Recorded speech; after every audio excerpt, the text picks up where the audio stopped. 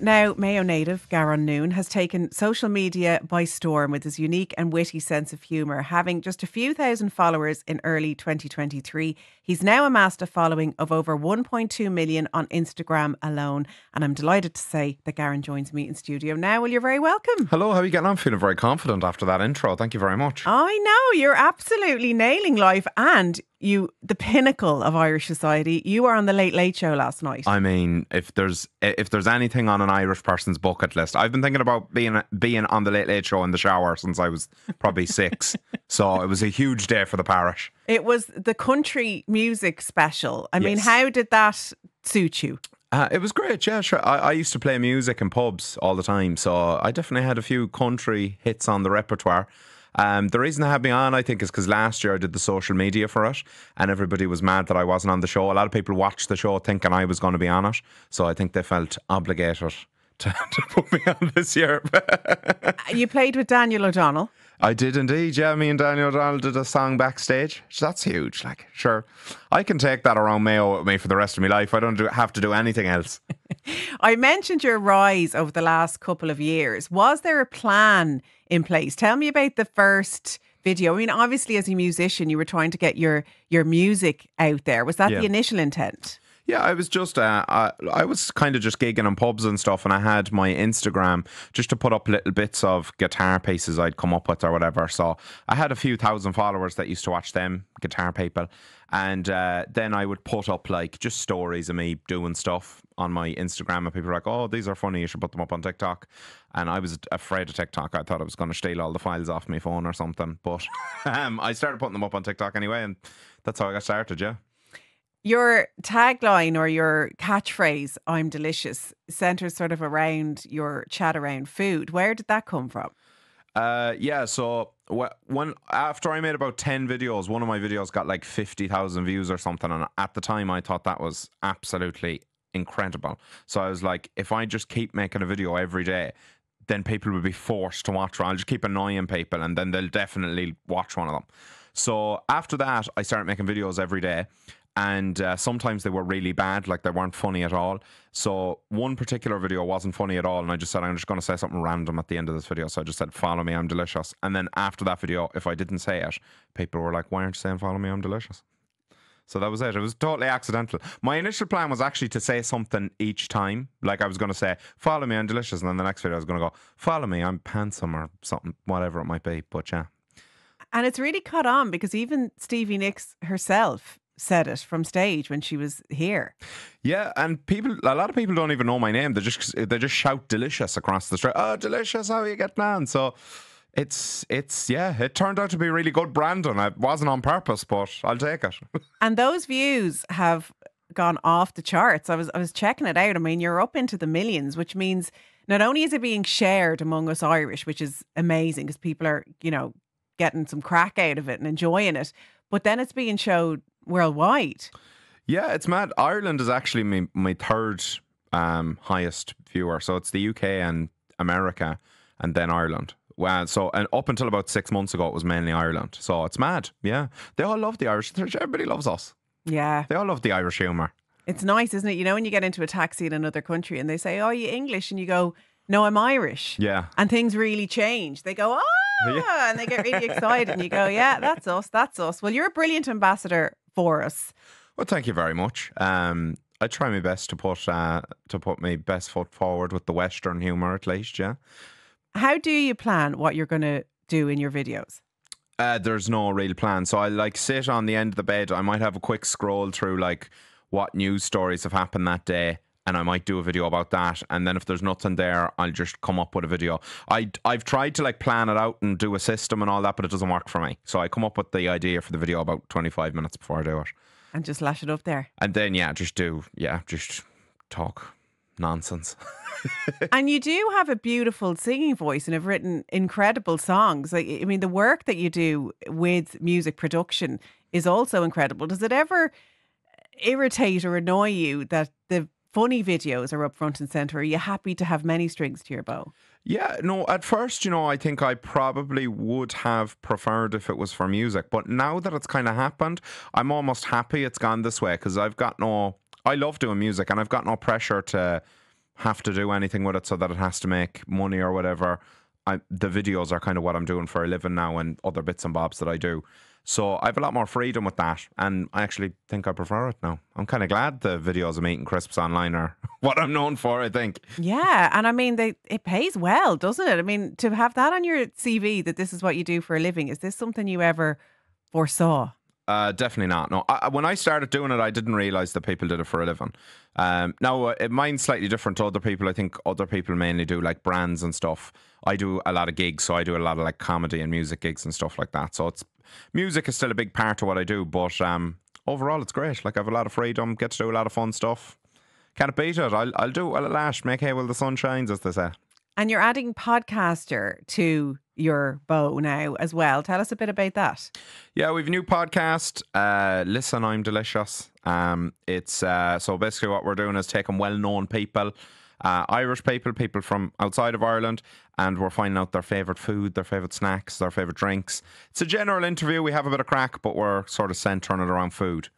It's a good one because, like, who doesn't love food? It's what brings us all together. Do. Yeah, I absolutely. certainly do. Yeah, everybody's really passionate. I think everybody can argue very passionately about food. That's, I think, why one of the reasons the page took off is because it used to be just my opinions on food, and everybody has an unbelievably passionate opinion about their favourite biscuit or their favourite, whatever it might be, sandwich. And because you're promoting this podcast, you've been doing a lot more interviews, and yes, you've been really open about your personal life. How has that been for you? Because obviously you decide what goes out on your page, whereas when people start asking you personal questions about yourself, how have you been navigating that? Yeah, I'm sort of fine to answer anything as long as it's helpful. Like I've talked quite a bit about my agoraphobia and my panic attacks because I don't hear that many people talking about it, and it's something that I did deal with. And I know it has been helpful to people, from people coming up to me and sending me messages and stuff. I try on my own page, I'm not that personal. I don't really bring stuff up like that. But when I'm asked if I think it can help somebody, I'll usually talk about it. So tell us a bit about it then. As you said, not a lot of people talk about agoraphobia. How did it manifest in your life? Yeah, so agoraphobia, for people who don't know, a lot of people think it's fear of open spaces. That's what they used to say it was. But what it actually is it's the fear of being in situations you can't control because you have a lot of panic attacks. So anybody who's had a lot of panic attacks might develop it. It's sort of... You just don't want to be in a situation you might have a panic attack and you can't control it. So what tends to happen is over time you start avoiding situations. So, you know, at the start it might just be big crowds, and then it might be, you know, you had a panic attack at the supermarket. So every time you go there you start to feel that way, and it can get debilitating to the point where, you know, people can't leave their house or can't even leave their room. And I was probably pretty much stuck in my house for about 5 years with panic attacks.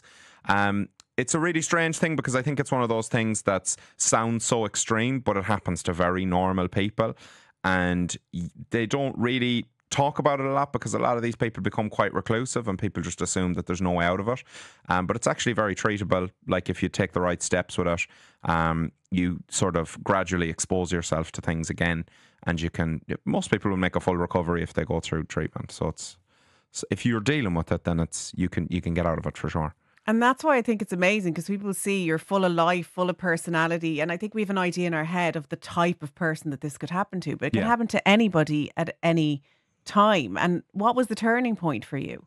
So I started doing, I did a bit of CBT when I was younger. And then I sort of got sick of what I was dealing with in my mid-20s. And I just decided to apply a lot of that stuff. So I slowly started doing things and allowed myself to have panic attacks and accepted it. Anybody who's had that knows how hard that is, because it kind of feels like you might be dying or something like that. But I just allowed myself to do that. The process was really slow. I started off just taking a few steps around in my front garden, that sort of thing, and then sort of gradually expanded. And I was completely stuck in the house. And in the last year, I've gone to Dubai by myself. I've done 3 Arena with the 2 Johnnies in front of 13,000 people. So I would have thought, if you'd have told me 2 years ago that I'd be able to go to the supermarket by myself, well, probably more like 4 years ago now, that I'd be able to go to the supermarket by myself, I wouldn't have thought I would be able to do it. And is it something that you completely say goodbye to, or is it always part of who you are? If I allow myself to slip back into certain habits where, because I do still have panic attacks occasionally. In slightly unusual situations, I don't really get nervous before big stuff, but sometimes it'll start to creep up again in situations where I had it a lot, like in a supermarket or the post office or something like that. Now, generally I can control them, but if I have like a little bit more of an anxious experience, it might sort of start cycling in my head, and if I allow that to take hold, then I can have a bit of trouble with it. But generally speaking, if I keep on top of it, I'm pretty much grand, can pretty much do whatever I want now. And I have heard that from people, that if you've had big anxiety in your life, you don't really sweat the small stuff anymore, because if you can come through that, you can come through anything. It is sort of like a secret weapon, yeah, because a lot of the bigger stuff I do, everybody else is very nervous about it, but it doesn't bother me at all, because, like, you know, doing a big gig or going on the Late Late Show to me is nothing compared to having a panic attack in the shop. So I'm actually grand with it. So it actually has its benefits when you get through it. It teaches you to manage anxiety in general. So I don't really get that nervous about most things now. So are you somebody that thinks a lot about your well-being? In what sense? Like what tools you need to keep Garron well? Yeah, I'm getting better at it now. Again, like the last year as well, like a lot of stuff has happened. So I've kind of been overwhelmed by that too. So I'm trying to keep myself centered and remember that the most important thing, obviously, is to not end up in that sort of mental health situation again. And so far, it's been fairly good. But I just remember, you know, that you can slip back into these things, and you have to be proactive about keeping yourself out of it. And social media can be a tricky place, whether you're successful or not. And people say even when you're at the pinnacle of success, it can be really hard to stay up there. It's harder up there than for sure, yeah, than on the climb. So how do you manage all of that? And do you get much stick online that you have to navigate? I don't get it too bad, to be honest. I think because I'm fairly self-effacing anyway, I don't think people are really bothered trying to bully me, because I'll do it myself. So it's kind of pointless. Like I think people know it won't bother me, so they don't bother. I do get a bit, like everybody gets a bit, but that's just part of the territory. Like one of the things I think that's helpful is just, you know, to appreciate what's already happened, to go like, I've already had these experiences and gotten to do this. And if that's all that it is, then that's enough. I think people can be too focused on trying to get more or trying to keep things the way they are. If you just take the opportunities and appreciate what's already come, then if it falls off, you're not too bad. You don't have to worry about it too much. That's such good advice. And it must be difficult when things are moving as fast as they are, as you said, to be able to be in the moment rather than focusing on what's next. For sure, yeah. A lot of anxiety treatment is about that, though, just living in the moment as opposed to thinking about the future or the past.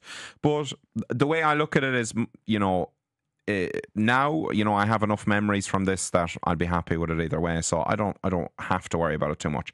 And that is an anxiety thing. So, you know, when I came through it, you just learn to think about gratitude's a big one. Like gratitude sounds like it's a sort of a singular thing, but it's actually quite all encompassing in terms of your worldview. So the more grateful you are for the moment, generally, the less you are actually thinking about the past and the future, which are the things that tend to kind of freak you out. So it's helpful, I think. So all that said, is there a plan for the future? What are your hopes for where this can go? Yeah, I don't have one. I'm just going with the flow. When I get an opportunity, generally I take it. I was a bit of a random inclusion in the Irish country music special. People demanded that you were there. Yeah, but I was a bit of a random inclusion, but I didn't. I just kind of went, yeah, you're asking me to be on. I'll be on. Of course I will. So I just take things as they come. I'm always working on my own stuff. I'm always trying to make a funny video, or, you know, trying to get better at doing a song or write a song. I'll be doing that anyway. If opportunities come from it, great. If they don't, that's grand.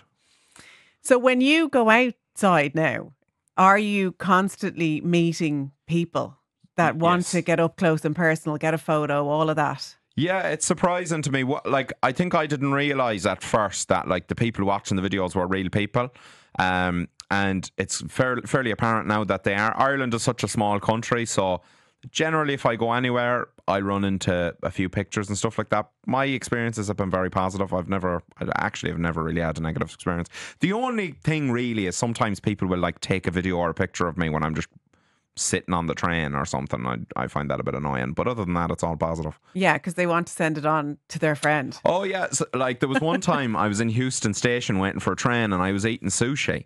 And I got sent a picture of me eating sushi from somebody who had received it in a WhatsApp group. So there was a WhatsApp group who had received word I was eating sushi in Houston Station, and they passed it on to me. I was like, oh, this is a bit weird. Like, This is a strange world that you have moved into, but a brilliant one as well. There's definitely Great crack. more good than bad, isn't there? absolutely, yeah. It's brilliant.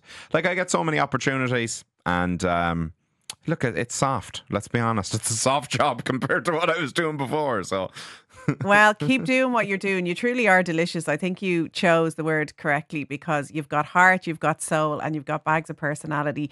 The podcast is out on October 4th. It's called Listen, I'm Delicious. Garron Noone, it was so lovely to meet you. Thank you so much Thank you for very coming much. on.